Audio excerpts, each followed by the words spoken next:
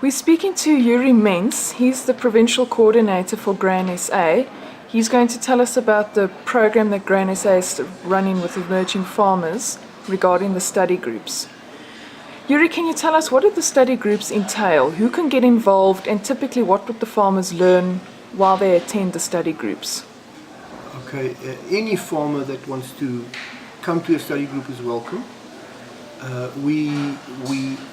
There's a certain charge to become a member of Grain SA study group. They have to pay 15 Rand per year. That's basically to get him to register him and get all his admin in place. That's basically what they pay to become a member of Grain SA. And what we do then is to give them training. Monthly we go there to help them with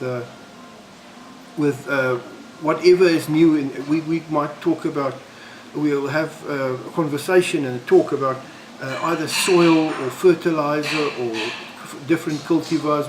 We exchange information. It's informative, and then that's basically the normal type of guy that comes to a study group meeting.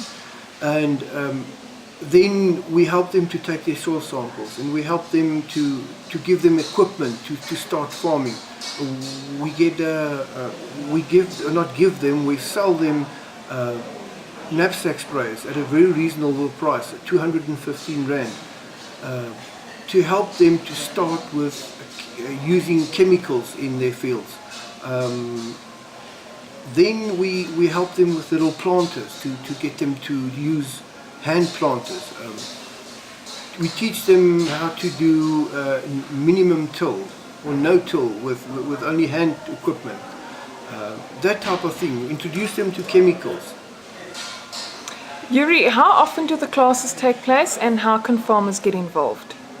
The classes are once a month basically, where we go and see the farm, go to a certain town or area, and then we do use a SMS system to send it out to the farmers. So I've got on my computer, the assistant in the office will send out a SMS telling the farmers that next week Tuesday on 10 o'clock we will be in, for example, Escort, and then it will go out to, it depends on each study group. Some study groups are from 30, 40 farmers up to 200 or 300 farmers in the study group. So we let them know beforehand that we're going to have a meeting, and then they all come together there. Yuri, give us one example of a success story where you guys have really achieved something great by training the farmer from scratch. There's quite a few success stories. Basically, what I told you is the one about the security guy, that he works as a security guard at night. And Mr. Hadebe, and he is near Escort. At night he works as a security guard. By day in the morning he sleeps till about 1, 2 o'clock. Then he wakes up and then he starts farming his little piece. And he started by joining a study group. He had just over a hectare, and later he planted 1.8 hectare, and later he became, he's up to 10 hectares now in the last 4 years. So he's developed from a hectare up to 10 hectares in 4 years' time, which is great. And he's getting a good average yield of more than between 4 and 5 tons of maize per hectare.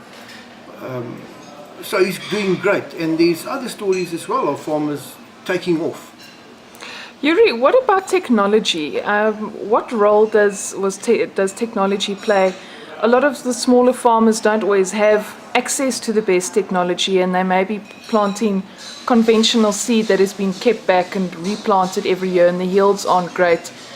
What difference is the new technology and the new cultivars making in their lives? It makes a great difference. We use trial plots to show them the difference in different varieties, whereby we plant the old open pollinated varieties, and then we plant the more recent Roundup Readies and what we call BT maize, to show them what the difference is in in the technology and using different chemicals to spray it, like Roundup and all that. And they learn through the trial plots, because what you see is what you believe, and they learn that at study group level and at seeing the trial plots. Yuri, thank you very much for your time and good luck with the rest of the projects. Thank you very much.